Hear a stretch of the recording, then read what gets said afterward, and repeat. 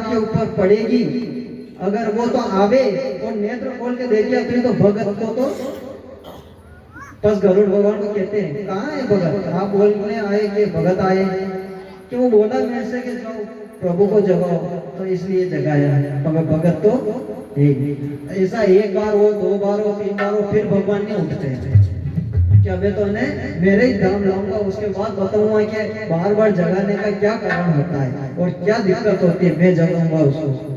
वहां जाने के बाद फिर भगवान जगाते हैं। तो इसलिए भगवान को नारद जी महाराज ने बड़ी प्यारी सी स्तुति से जगाया, और जगाते ही भगवान ने बोला, अरे आइए नारद जी, आपका कैसे आगमन हुआ है। तो नारद जी महाराज कहते, हे प्रभु, आप तो अंतर्यामी हो, आप घट घट के वासी हो, आप सब जानते हो कि मैं किस कारण से यहाँ आया हूँ और किस कारण आप हमको बताइए। आप सब जानते हैं मैं कहाँ से आया हूँ, किस कारण से आया हूँ, क्या पूछना चाहता हूँ, आप सब जानते हैं। तो भगवान की महानता देखिए, वो प्रभु सब जानते हैं कि नारद जी कैसे आए, क्यों आए, पर फिर भी नारद जी को बड़प्पन देने के लिए क्या कहते हैं कि हे नारद मुनि, मैं आपके मुंह से सुनना चाहता हूँ। और अटे थोड़ा सा छोटो मोटो पद मिल जा, छोटा मोटा पद मिल जावे, मैं बात का अपना मित्र ही हुए, बचपन का मित्र ऐसा नहीं है, छोटो मोटो पद देने भी बटेगा बटी है, तो आई नहीं, अरे मित्र, अरे हाँ भाई मैंने सब पतो है तो बटे है, अरे हाँ वरना तो पतो है, मगर अगर उसको थोड़ी मानता दे दोगे तो कोई बिगड़ेगा नहीं। दूसरों को मानता देने में अपनी मानता कभी नहीं घटती है।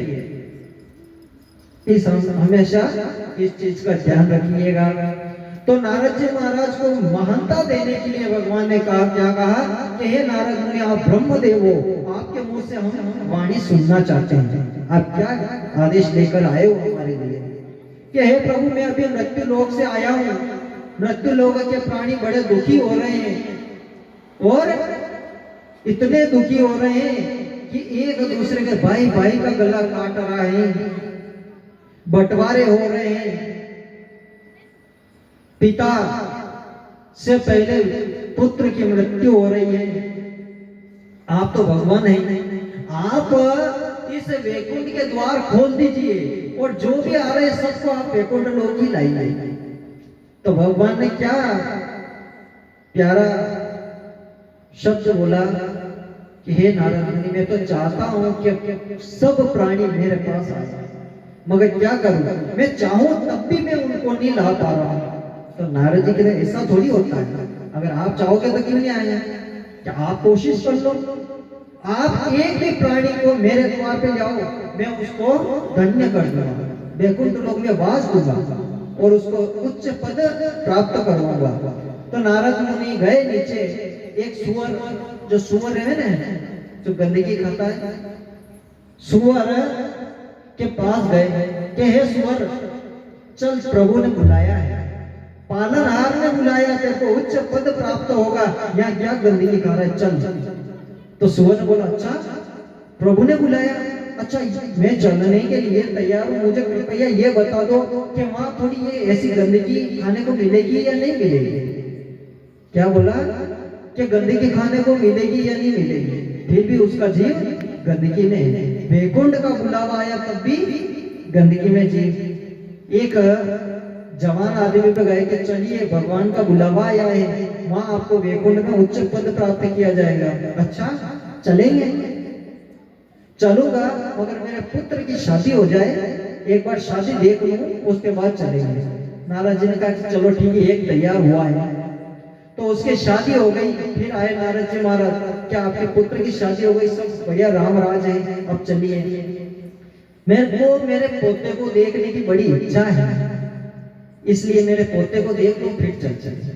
वाह भाई, पोते को देख लो, पोता हुआ, पोते को खिला लिया, पोता चलने लगा, फिर नारद जी महाराज आए, अब चलो, पोता भी हो गया।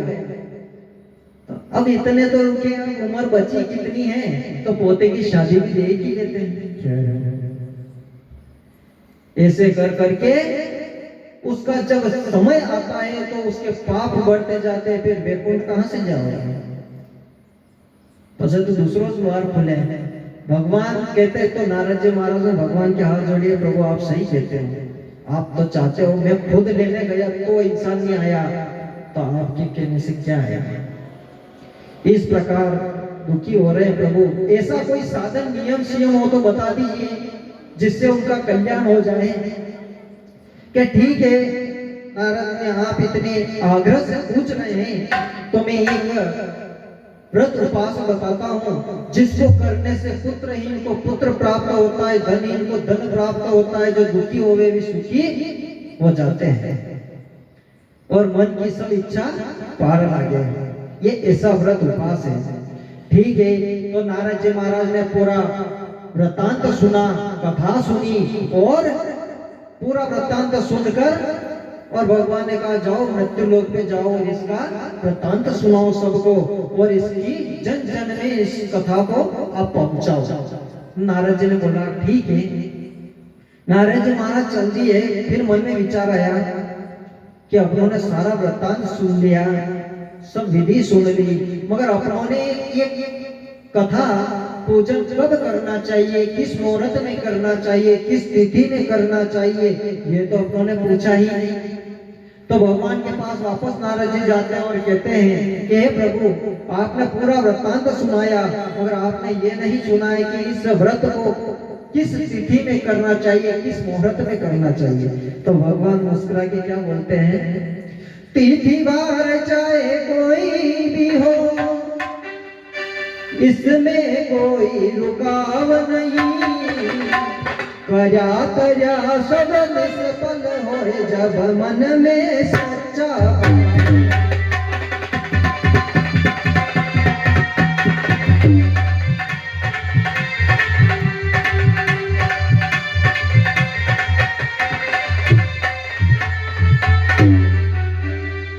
बोलिए सत्यनारायण भगवान की जय हो।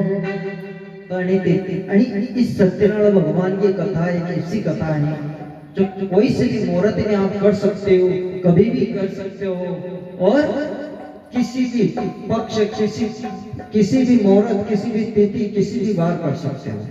मगर शास्त्रों में इसका पूर्णिमा, सत्यनारायण भगवान की पूर्णिमा आती है, उस दिन सर्वश्रेष्ठ माना जाता है। पर ऐसा नहीं है कि दूसरे दिन करेंगे तो फल प्राप्त नहीं होगा, मगर मन में सच्चा भाव होगा तो होगा, नहीं अगर भाव नहीं होगा तो पूर्णिमा के दिन भी नहीं होगा। तो भगवान सब नारद जी महाराज वृत्तांत सुन लेते हैं और मृत्यु लोक पर आकर जन जन कल्याण में वो व्रत का ज्ञान करते हैं। इति सत्यनारायण कथा नामकम प्रथमोध्याय संपूर्ण। आनंद के इस अवसर पर अपने हृदय के पट खोलो, प्रथम अध्याय पूर्ण हुआ सत्यदेव की जय।